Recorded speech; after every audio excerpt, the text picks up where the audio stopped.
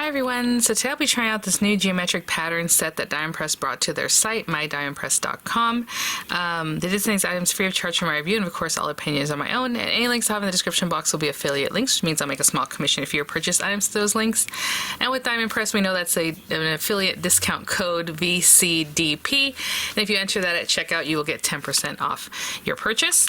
What's really great about these sets and the whole site in general is that Diamond Press is doing a fundraiser for a family in Africa to send some of the children to nursing school.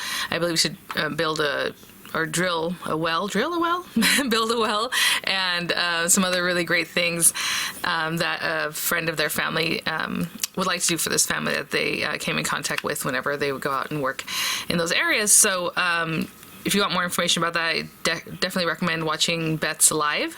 It already passed a couple days ago, but you can rewatch it and you have more info there. There's info on the website also, and if you get Diamond Press emails, you might have caught that info there. So 50% of all sales until the 12th of February will, of all profits for the sales will go to that fundraiser, which is really amazing. And then they have a sweet die here. Let me grab it. So they have this die here that is $5, and all $5 of the sales of this die will go to the fundraiser also. I do want to mention, I know at this point quite a few of the sets are sold out, but there are still some available of the new sets, and of course you can shop the whole site. One thing I always recommend when you're on their site is checking out the nesting dies. They're awesome, they're great, they're my workhorse dies, so like scallop circles, rectangles, all these different kinds of things, and they're available there on the site that I use quite often. And then people ask, where'd you get those? And I always, they're not in stock, or they, but they are in stock right now, so a great thing to kind of grab there. And what I think I'm going to do today, so this geometric patterns, I did a whole unboxing. I'll link that video in the description box, so today we'll just get right to it. But we have all these geometric patterns you can obviously play with. There's like leaves, there are sentiments, and I mean just all this gorgeousness to play with. So I think what I'm going to do is play with that in a way that is kind of like not pirouette stamping, but like repeated stamping, but I'm gonna do it so that we can do it on a A2 size card base, because that's generally what I work with and that's what I like to do, but of course you can size this out however you like. So I have my card base. I'm gonna cut a piece of paper to match this, and I think we'll do it two ways. We'll do one that's just like tone on tone, which is fun, and then we'll do one that has different colors. Same design, I'll just change it up. So to get started, let me grab some inks. I'm going to cut this down and cut down some other paper that we can work with, and I'll be right back. Paper here. I would prefer to cut it down the whole A2 size and then cut away from that. That way it looks a little more organic, like the cut, the sides are cut into the pattern. So this one is 4 1/4 by 5 1/2, and I'll cut it down. This one, my paper was already 4 1/8, so I just did 4 1/8 by 5 3/8, and maybe I'll cut it smaller from there just to give it, again, a more organic look instead of just everything being right at the edges. So I'm going to place this here and right at the corner, and we'll just come up with the design with the stamps. They're really fun. I am going to use this one. I love the look of this stamp right here. So let's say we have that guy there, and I'm going to do like just the tone on tone on this one, I think, and whatever I can fit in. So again, you know what, maybe I will move this over just so I can stamp off the edge. So I'm going to line this up at the 1 inch mark on my stamp here, stamp positioner, and maybe I'll put like a little piece of, I don't care, I'll just wash it off. I was going to put a little piece of something to help me out with that, but I'm kind of stamping off the edge just so it's not exactly like, I don't know. Let's put this guy in here. So it's just a little more fun. And this is like more of a solid color, and I'll just pop that guy in there, and then maybe on the opposite side we can do a different diamond. I'm going to use this one, maybe over here. You can probably match these up, like a light color and a dark color. That'd be really fun, huh? And then let's see if I can pop something else in here. Just that fits. I'm, just having fun with this guy. Maybe this guy here. And let's see. Oh, we have those cool dots too. What I'm also kind of paying attention to is that we're only like halfway in here. Let's put that one like that. We have those cute dots like I had mentioned. We have this guy. Let me see where I'm at right now. So if our paper is roughly 2 inches, you know, 2 1/8, halfway, I want to kind of keep within that. So 1, 2, oh yeah, we're right there. So let me move this over just a little bit. This will make sense in just a minute. Just making sure there. Okay. And, so maybe some of these guys. That guy there. And maybe this guy here. That's pretty well filled in. I think that's good. So let's go with that. What I'm going to do is just pick this up. And that guy should also come. Now everybody, come on down. Let's press this so we get everybody. That one, he's not wanting to stick so much, so let me do that manually. And we could have just planned this on our grid too, since there's grid lines. So I'm just going to take green ink, so just tone on tone, and just have fun with it. Whatever it looks like, I'm going to be happy with it as far as the way it prints, because, you know, we can look a little more rustic here. So I'm just going to pop that on there. Oh, okay, so I missed a couple sections, like right there, this guy in the center, and this guy on the edge. I think these two guys are too close together. So what I'm going to do is just remove those for now. Let's see if I can get this guy on here. There we go. Okay, so that's good. And then I can replace these. So if I wanted to, which I do, I'm going to go ahead and replace them. They don't have to be perfectly exactly where they were. So I'm just going to put that guy there. And this guy here. And all I'm going to do is turn my paper. Nope. And still line it up with that inch. And then this guy, that little piece of where it's stamped there is helping me line that up, so that's good. And let's do the same thing again, and again I might have to do that one separately.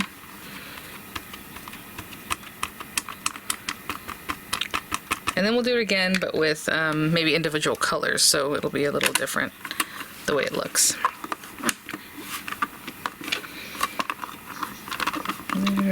There. Okay, and then I just gotta get that section a little better. Up here a little better. Alright, and again I'll remove these two so I can get that little guy stamped a little better. And there we have a pattern paper, easily done. Just, you know, put our little pattern, and it's kind of repeating. It looks really cool. I'm going to clean this off, and then I'll be right back. I'm going to do the same thing. Again, I have that piece of paper that's a little bit bigger. I still end up on the 1 inch, because that way I don't have to move these. If, you know, obviously if I'm just starting my own separate project, I would just line it up over here. I am using the natural ink pads, because I think those are really great colors for this. So I have like this kind of clay red color. We can bring that green back. And maybe this kind of brownish color here. That'll be good. And I'm going to ink these up kind of separately so that the colors work out for us. So I think what I'm going to do is remove a couple of them just to make it easier. So if I did that one red, let's pretend, and maybe that one green, and maybe this one red down here, and maybe this one also green or something. That way I don't... Actually, we can do this one. Yeah, just like that. I'm just making up colors. I'm not really looking to only do that. Maybe I'll switch up my mind here, but let's say we have that, this little guy, and maybe this guy. And it's mostly just to keep them separate so it's easy to not touch each other with the colors. And let's go with that one, that one, that one, and that one. Very good. And then I'll switch this out again at that 1 inch mark.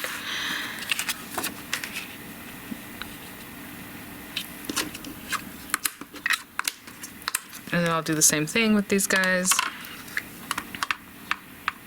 Red, red, a little green, and brown.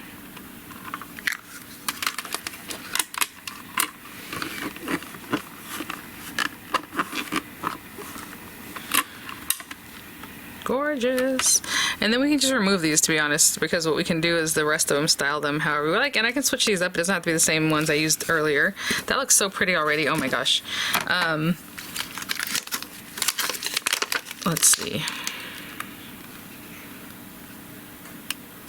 Maybe I'll still use that one, and maybe like this one. The edge here. And maybe like a leaf pattern. That was a little bit big for there. Let's try a different one. So I'm just having fun with this, just kind of mixing and matching different things. Let's do like this leaf. Cute. Again, I'm thinking about when I ink these up where they are so I don't have to like accidentally mix my colors. Some little dots there. That guy there. And we reuse that one. Maybe bring this guy back.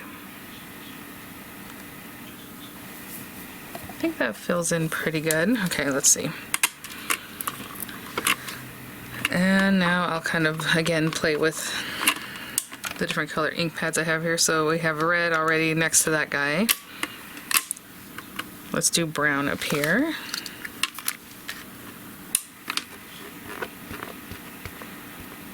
There.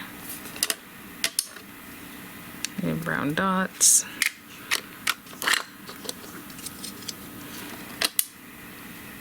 I'm gonna get some more colors, I think, so I'll do green there. And we do have a blue over here. Actually, we have a lighter brown. Let's do that one.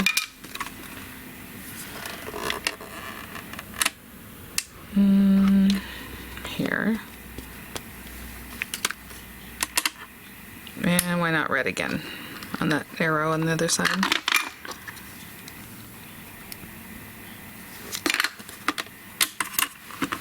Okay. And that'll be that. And then I'll just, again, turn my paper, add the colors, and repeat it on the other side. Right? Same thing. Oh, let me get the bottom of my leaf. I'm going to turn this over, you know, just like I did, and then ink these up again, and I'll be right back. So look at that. Super cool, done super quickly, and just, I am loving both examples. Again, tone on tone. And then just with some different colors mixed in here and there. I'll be right back. And you can definitely always come in and do some inking on the edges if you want, just to give it a little more rustic look too. But this one again is already cut down 4 1/8 by 5 3/8. I'm going to trim this one down 4 1/8, 5 3/8. I mean, it's taking the smallest amount off the edges, but since we already stamped off the edge, you know, I mean, you can definitely just pop that on there. But I'm going to cut that down just a little bit, and I will be right back. And both these, I'm just going to glue them down, and then we will, you know, change up what we want to do. This one, since, you know, I modeled it a certain way, and this one I did like little leaves. They came out a little bit differently. I mean, if you want to fill in those spots, you have tons of like just like little spots, or like this little line, or these little guys, or like this cute circle. I mean, you can just fill in all kinds of areas that way with the smaller ones. For now, I'm just going to glue these down, and I will be right back. So finish this guy off. I had mentioned some of the nesting dies that they have on Die and Press site, so I think I'm going to use one of these guys. And these are the dies that come in the kit, the geometric patterns. So maybe this guy, one of a kind. And see which one of these things this might fit in. Oh, yep, there we go. I think that's good. It's right on the edge. Let me see if I should go in larger. How much does that cover up? You know what? I'm okay with that. Let's go with this guy. So I'm just going to cut with one of these nesting rectangles some black paper, and then I'm going to cut the one of a kind out of like this shimmery green paper, and I'll be right back. So those two pieces. Oh, just falling right out. So I'm going to pop that right on there, and then I'm going to pop that up from the base paper. So this guy, I'm just going to glue it together, and then we're going to put some dimensionals on the back. So just a little something, little glue here and there. And I'm going to center that top to bottom.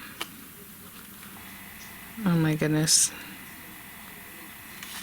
So pretty. Okay, I'm going to put some dimensionals on the back of this, and I'll be right back. Little bits there. And you can, I mean, pop this anywhere, you know, wherever you like. I'm always right in the center, aren't I? I am. So I'll just pop it kind of here, a little higher up, and I'm just eyeballing that. Give it a good look before I really stick it down. And that is one card. I mean, done super quick. If you were just doing the monochromatic look and the die cuts, there you go. And then this guy took a little more time with the different colors. I think what I'm gonna do for this one, I'll go ahead and cut out the Wild About You. And I found this orange paper. I think that'll be a really nice pop of color. And I'll also run it through black paper, or maybe a dark brown. Let's do dark brown. And I'll be right back. The orange out of the brown. How gorgeous is that? So I will glue those together in a bit of a drop shadow, and I'll pop that on there. And I'll be right back. I actually glued it with the brown on top because it looked like a sunset, doesn't it, with the orange in the back? So I thought that looked really nice. So that's what I did. Just barely, I mean, we can put this wherever you like, but of course I'm always right in here. And that's a second card with the different pattern colors, and this one is basically the same thing but monochromatic. So thanks for watching, guys. Thank you so much, Die Press, for all you do. It's such a great fundraiser, you guys. Thank you for sending these items for review. I'll have images coming up. I'll have the links in the description box, and I'll see y'all at the next one. Bye now.